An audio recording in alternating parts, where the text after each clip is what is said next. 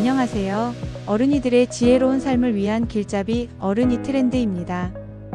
혹시 지금 빌라나 다가구 주택을 세주고 계신가요? 은퇴 후에 월세라도 받으려고 작은 집 하나 사서 임대 사업하고 계신다고요? 평생 법 없이도 사실 만큼 정직하게 살아오셨다고요? 그런데요, 바로 그 선량한 당신이 하루아침에 수천, 수억 원의 빚을 떠안고 범죄자 취급을 받을 수도 있다면 믿으시겠습니까? 이게 무슨 뜬구름 잡는 소리냐고요? 아닙니다. 이건 지금 대한민국에서 실제로 벌어지고 있는 일입니다.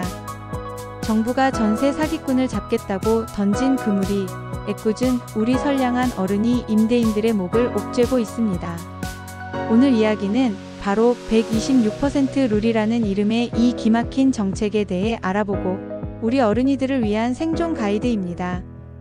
우리 모두 빌라왕, 건축왕 사건을 기억하실 겁니다. 수천 채의 집을 자기 돈 한 푼 없이 전세금으로 사들여서 수많은 청년들과 서민들에게 피눈물을 흘리게 한 끔찍한 사기 사건이었죠. 당연히 정부가 나서야 했습니다. 이런 악질적인 사기꾼들을 뿌리 뽑고 세입자들을 보호하기 위한 대책이 시급했죠. 그래서 정부가 칼을 빼들었습니다. 주택도시보증공사 HUG의 전세보증보험 가입 기준을 아주 까다롭게 바꾼 겁니다. 핵심은 이겁니다.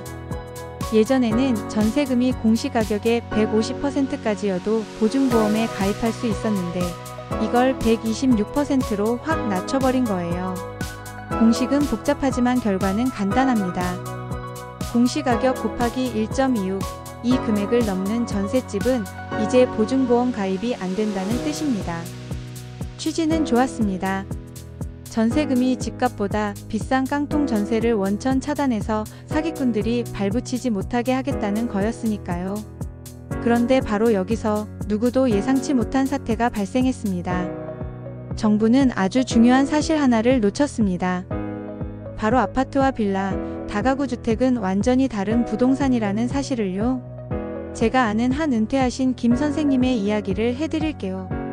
이분은 은퇴금을 털어서 서울 변두리에 작은 빌라 2채를 사서 세를 놓고 계셨습니다. 이게 노후 대책의 전부였죠. 2년 전 김 선생님은 공시가격 2억 원짜리 빌라를 2억 8천만 원에 전세 계약했습니다. 당시 규정은 공시가격의 150%, 즉 3억 원까지 보증이 가능했기 때문에 아무 문제 없는 정상적인 계약이었어요. 세입자도 안전하게 보증보험에 가입했고요. 그런데 2년이 지나 재계약을 할 시점이 왔습니다.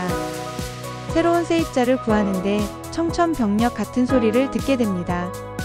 바뀐 126% 룰 때문에 이 집의 보증보험 가입 한도가 2억 5,200만 원으로 뚝 떨어졌다는 겁니다. 자, 그럼 어떤 일이 벌어질까요?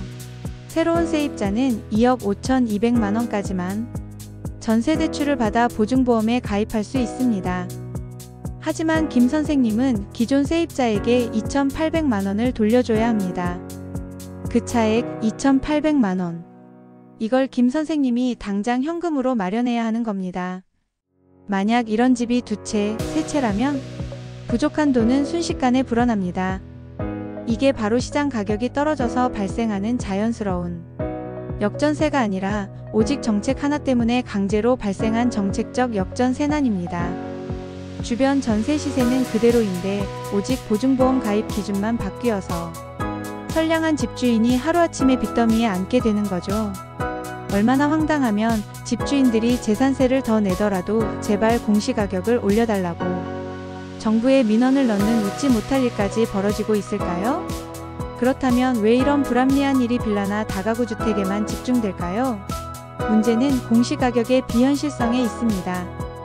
첫째, 현실화율이 터무니없이 낮습니다. 아파트는 시세의 69에서 70% 정도를 공시가격으로 인정해 주려고 노력하지만 빌라나 다가구 같은 비아파트 주택은 고작 53에서 58% 수준에 불과합니다. 출발선부터가 다른 거죠. 똑같은 3억짜리 집이라도 아파트는 공시가격이 2억 1천만 원인데 빌라는 1억 6천만 원밖에 안 될 수 있다는 이야기입니다. 여기에 똑같이 126% 룰을 적용하니 빌라만 압도적으로 불리해지는 겁니다. 둘째, 공시가격 산정 방식이 너무 불투명하고 제각각입니다. 아파트는 같은 단지, 같은 평수면 가격이 거의 비슷하죠. 하지만 빌라는 어떻습니까? 바로 옆집이라도 층, 방향, 내부 구조, 지은 지 얼마나 됐는지에 따라 가격이 천차만별이잖아요. 그런데 지금의 공시가격은 이런 개별적인 특징을 제대로 반영하지 못합니다.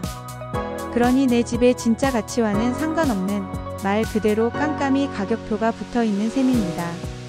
결국 정부는 전세 사기라는 병을 고치기 위해 126% 룰이라는 강력한 항암제를 썼는데 암세포, 사기꾼뿐만 아니라 건강한 세포, 선량한 임대인까지 다 죽이는 부작용을 낳고 만 겁니다. 이 문제는 단순히 임대인 몇 명의 고통으로 끝나지 않습니다. 시장 전체를 병들게 하는 도미노 효과를 낳고 있죠. 세입자들은 어떻습니까? 전세로 살고 싶은데 보증보험 되는 매물이 씨가 마르니 울며 겨자 먹기로 비싼 월세를 택할 수밖에 없습니다. 통계를 보면 이 정책 시행 이후에 비아파트 시장의 월세 거래 비중이 무려 67%를 넘어섰습니다. 아파트 시장은 큰 변화가 없는데 유독 비아파트만 전세가 사라지고 있는 거죠. 이건 세입자들이 원해서가 아니라 제도가 그렇게 내몬 겁니다. 한때는 전세가 월세 부담 없이 목돈을 모아 내 집 마련으로 가는 주거 사다리 역할을 했는데 이제 그 사다리의 척한이 부서져 버린 겁니다. 시장은 마비 상태입니다. 전세를 끼고 집을 사는 갭투자 방식의 빌라 거래는 아예 실종됐습니다. 집을 팔고 싶어도 팔 수가 없는 거죠. 그러는 사이 빌라 전세에서 밀려난 수요는 아파트 전세 시장으로 몰려가 아파트 전셋값만 천정부지로 치솟는 풍선 효과까지 나타나고 있습니다. 정말 아이러니하지 않습니까? 서민 주거 안정을 위한다던 정책이 오히려 전반적인 주거 불안을 더 키우고 있는 셈입니다. 자, 그럼 이 절망적인 상황에서 우리 어른이 임대인들은 도대체 어떻게 해야 할까요? 손 놓고 당하고만 있을 수는 없죠. 방법은 있습니다. 첫째, 단기적인 긴급 처방입니다. 지금 정부와 전문가들 사이에서 가장 시급하게 거론되는 것이 바로 감정평가 제도의 부활입니다. 비현실적인 공시가격 대신 공신력 있는 감정평가사가 제대로 평가한 금액을 보증보험의 기준으로 다시 사용하자는 겁니다. 물론 과거처럼 감정평가사와 사기꾼이 짜고 치는 일을 막기 위해 평가사에 대한 엄격한 관리 감독 장치가 반드시 함께 마련되어야겠죠. 또한 당장의 급한 불을 끄기 위해 126%라는 수치를 135% 정도로 한시적으로라도 올려야 한다는 목소리도 높습니다. 둘째, 근본적인 체질 개선입니다. 결국 이 문제의 뿌리는 깜깜이 공시가격에 있습니다. 이제는 정부가 빅데이터나 인공지능 같은 신기술을 활용해서라도 빌라 한 채 한 채의 특성을 정밀하게 반영하는 새로운 공시가격 시스템을 만들어야 합니다. 이건 단순히 세금을 더 걷거나 덜 걷는 차원의 문제가 아니라 부동산 시장의 신뢰를 회복하는 문제입니다. 우리 어른이 임대인들이 할 수 있는 일은 무엇일까요? 먼저 내 집의 공시가격을 확인하고 126% 룰을 적용했을 때 내 전세금 한도가 얼마인지 정확히 계산해 보십시오. 그리고 다가올 재계약 시점에 내가 얼마의 현금을 마련해야 하는지 미리 파악하고 대비해야 합니다. 그리고 더 중요한 것은 목소리를 내는 것입니다. 이 영상의 링크를 주변의 다른 임대인분들께 공유해 주십시오. 우리만의 문제가 아니라는 공감대를 형성하고 이 불합리한 제도가 개선될 수 있도록 언론이나 정치권에 꾸준히 의견을 전달해야 합니다. 선량한 사람들이 더 이상 피해보지 않도록 잘못된 정책은 반드시 바로잡아야 한다는 것을 함께 외쳐야 합니다. 전세 사기 당연히 근절해야 합니다. 하지만 그 과정에서 또 다른 피해자가 생겨서는 안 됩니다. 사기꾼을 잡으려다 선량한 임대인을 잡고 세입자의 주거 사다리를 걷어차는 정책은 결코 성공할 수 없습니다. 오늘 어른이 트렌드가 준비한 이야기는 여기까지입니다. 부디 오늘 영상이 답답한 현실에 놓인 우리 어른이 임대인분들께 작은 위로와 해결의 실마리가 되었기를 바랍니다. 지혜로운 어른이들의 삶을 위해 저희는 항상 여러분 곁에 있겠습니다. 구독과 좋아요로 응원해 주십시오. 감사합니다.